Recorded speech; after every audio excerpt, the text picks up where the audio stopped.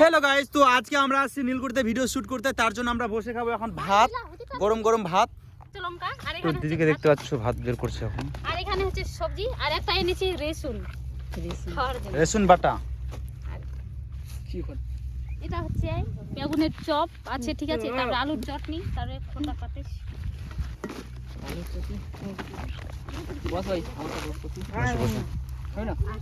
এগুলা রাখবো এখানে। আমরা তো এখানে খাচ্ছি আর পিছন দিক দিয়ে কে আসছে যেন, ওনাদেরও খাওয়াতে হবে আমাদেরকে। খাচ্ছি আমরা, খাচ্ছি।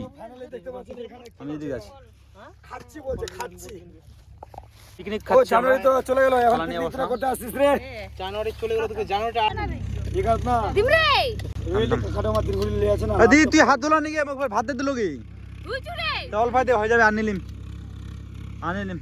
ভাত খাওয়া বসে সবাই আমরা। এই খালন কি নিয়ে খালন ওই কপাল মুড়ি খাবি?